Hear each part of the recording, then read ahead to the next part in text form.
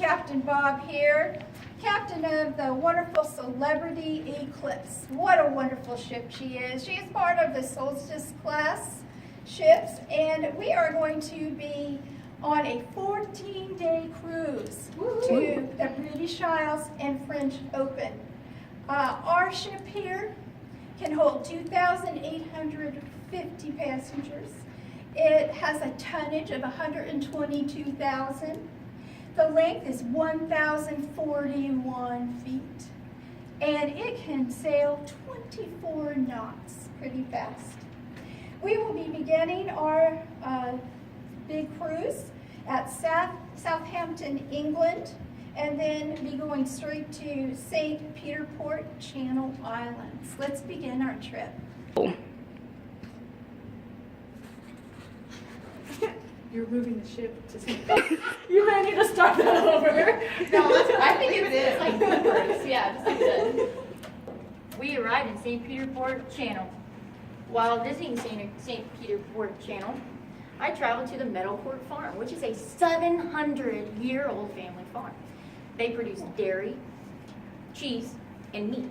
While doing that, my companion went to the Gurney's military occupation, which is what he found out to be that during World War II, the Channel was the only territory of the British to fall into Nazi control.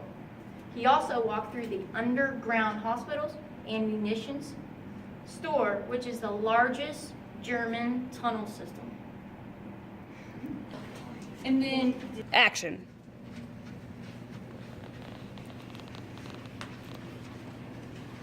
On day 3, we visited Cherbourg, France.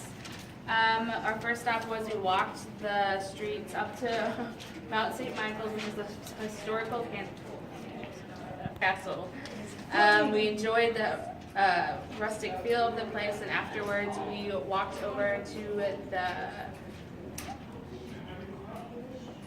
the Gardens of Normandy, and they have 500 varieties of plants and flowers. We enjoyed that for a few hours, and after that we went back to the ship. I'm trying to find Andy. The fourth day on the Celebrity Cruise was to Bruges, Belgium, where I went on a city tour walking past the Belfry Tower, the town hall, and the Chapel of the Holy Blood. And I visited a local chocolate workshop, and I saw a demonstration on how the delicious Belgian chocolate is made. I have to tell you, you have to try it. You'll never know what chocolate is until you try Belgian chocolate. While my companion on the cruise went to the Bruges sites and beer tasting, he got to walk on a guided tour through the marketplace and the Belfry Tower, and also he got to sample the Belgian beer and see how it was made. Action.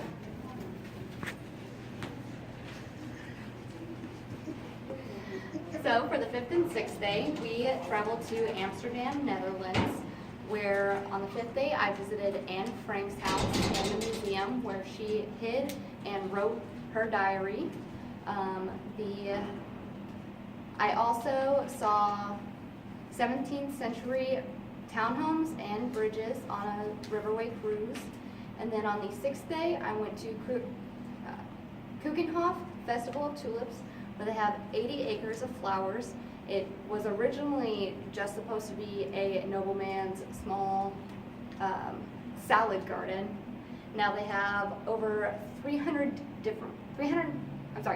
million types of tulips and flowers, and daffodils and hyacinths, which is really cool.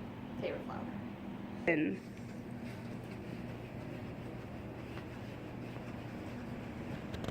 Hello. On the 7th and 8th day of the tour, we docked at Le Havre, France, to visit the city of Love. We are dropped off at the Cour des Square, visit the sights and shop, the fashion district, the marbled and all of the charm. Journeying into Paris, the city of lights, and enjoying the three-course meal at the Eiffel Tower, and enjoying the insights of the river Seine as we are indulging with the meal with wine. Before we leave, we take in the Normandy tour. We point out at we stop at Point de Hope and Omaha Beach, an enlightened and emotional gripping and experience. Certainly, I will never forget. Action. Rough day at sea. Some heavyweight. On day 10, we came to Glasgow, Scotland. Here we took the excursion city of Edinburgh and Castle, where we traveled along the River Clyde to the town of Edinburgh. Here you can visit the Edinburgh Castle, home of kings and queens for centuries. And take a tour of the capital to visit various shops and museums. Glasgow has a rich environment full of Victorian architecture and art. Don't hesitate to get in touch with your historical and artsy side.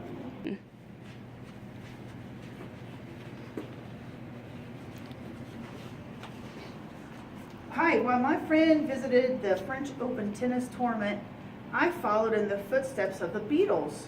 I explored their hometown of Liverpool and where the Beatles began. I took pictures next to the Penny Lane street sign and visited Strawberry Fields Forever.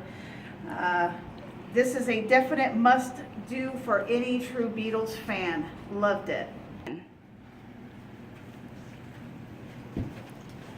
When we got off the ship at the port of Dublin, the fog was just beginning to roll off the water.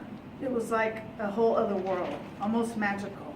I spent the day on the Dublin walking tour. I took a long visit at the St. Patrick's Cathedral. It was beautiful Gothic architecture. I checked out the Dublin Castle and ended my day at the pub with a pint. The people and history of Dublin are both amazing. I definitely recommend it. Action. On day 13, we stopped in Cork, Ireland, and we went to visit the Blarney Castle and Wooden Mill Shop. We decided that we were going to kiss the Blarney Stone because it said that once you kiss it, you'll never be at a loss for words again. It was built over 1,600 years ago for the castle. Then we decided we were going to go to where the British Open is played and hit around some balls. It's the Celebrity Cruise golf professionals that accompany you are amazing and make sure you know what you're doing.